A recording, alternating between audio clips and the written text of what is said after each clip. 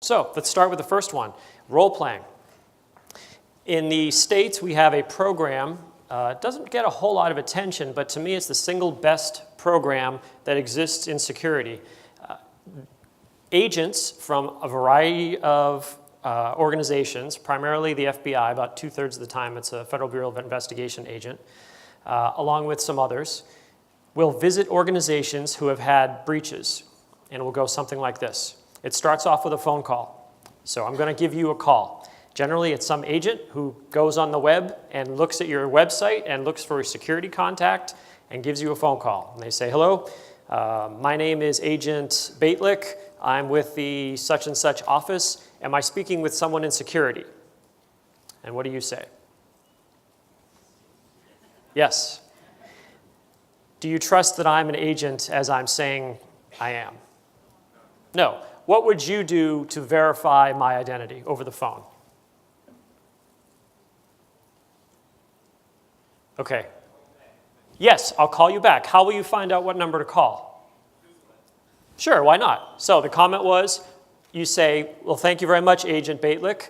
I understand you're with the Auckland office. I will go to your website. I will call you back, and I will ask for you. And the agent should say, very good. All right, I'll do that. Or you do that. That'll be fine. And they'll immediately respect your lack of trust. They should. It'll put you a notch up in the rankings of security awareness. So you go to the website, you look at the federal police, you find the number, you call, you say, I'd like to talk to Agent Bejtlich. You say, oh, he's our favorite. You call, you put the call through, and now we're talking. So what I'm going to say is, I would like to meet with you at a location of your choosing to discuss a sensitive issue involving information security. So I propose a time and a place, and at your office or something to that effect.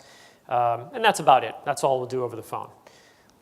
My next question for you is, who do you want in that room from your organization, or anyone else for that matter? Who do you want there? A lawyer, okay. Right? Do you want inside counsel, external counsel, both?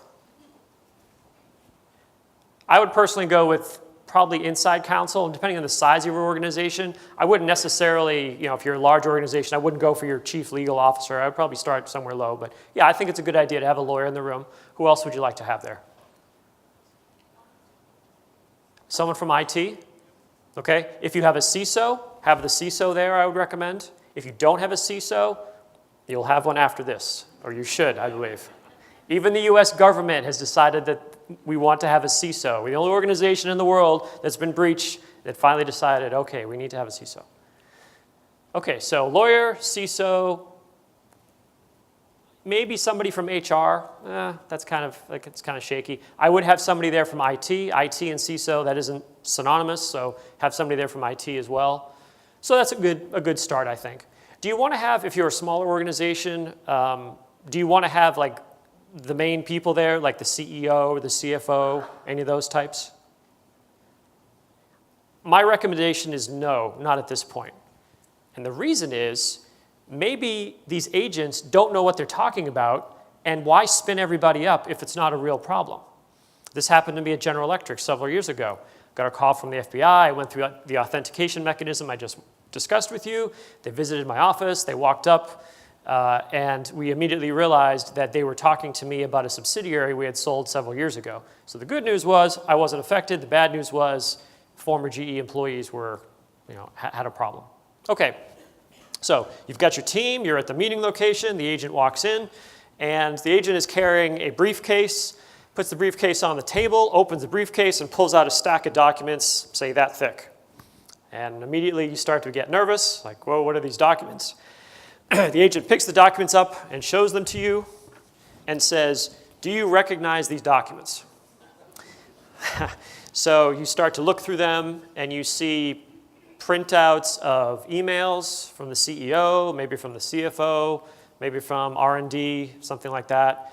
You find financial documents for a future quarter that haven't been released yet. You may find some design documents from engineering. Basically, a lot of stuff that should not be publicly available. So, agent, documents, team, what do you want to ask me as the agent who's visiting? Where did you get that? Did I hear that? Where did you get that? Okay. These documents were found on a server that was being used by an adversary group. And when we found these documents, we did a quick review, realized basically by the to address and the firm addresses and all the emails that they belong to your organization, we thought you might want to know about this. What other questions would you like to ask?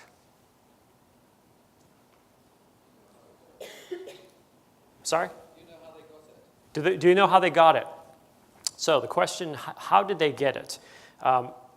We don't know for sure. The organization that we were investigating prior, by the way, we're not investigating you, but we were working with another victim prior to learning of your breach. And in that case, it was a phishing email. There were 4 emails sent. How many do you think were clicked on in the phishing campaign out of the 4? 4? Actually, just one. Just one was clicked, but that's all you need. So person clicked on the email, got through. So it's entirely possible that the same thing happened to you. However, I don't know without doing any type of investigation. Typically in cases like this, I've heard from this company called Mandiant that they say something like about 2/3 of the cases are generally phishing. Maybe about a quarter have to do with an internet-facing attack against something that's sitting on the network. The remainder is a combination of insider and perhaps even a physical component. Any other questions you'd like to ask? Has anyone else seen them? Oh, yeah, you both asked the same question. Who else has seen this? Well, you'll be glad to know that we have been very careful protecting the confidentiality of this data. There's a joke there about whether you've protected it effectively, but the agent wouldn't say that. At this point, no one else knows besides the people in my office. My office is doing the investigation of this other victim. We came across this data, and now we've taken it to you. We're under no obligation to tell anyone else about this, thankfully, so it'll stay here. However, it's important for you to know that there are investigative journalists around the world who make it their priority to find out who's been hacked and to publish as quickly as possible. As an aside, you may have seen the journalist Brian Krebs recently, I think it was yesterday or 2 days ago before I started my flying journey. He said, yeah, I totally lost May 4th. May 4th just disappeared from history, which is a shame because it was the Star Wars day. Yeah, it's gone. It's just, anyway. So Krebs just released that ADP was hacked. And I don't know if they knew, but now the whole world knows. So you don't want to get in a race with these investigative journalists. All right, I'll give you a chance. One more question. What other question should you ask the agent? Yeah, I didn't quite hear all of it, but it was a time-based question, something about how long, something. So yeah, I would want to know, well, what's the timeliness of this data? When did you find it? And everything you can tell me about the timing of this. We found the data approximately 2 weeks ago, and it took us some time to get it cleared, to look at it, and have an analyst go through it and so forth. So the data was discovered 2 weeks ago. And a follow-up question you might ask would be, are these guys still active in my environment? Because if they were getting data out of your environment 2 weeks ago, chances are they're still there. And that becomes a whole nother story.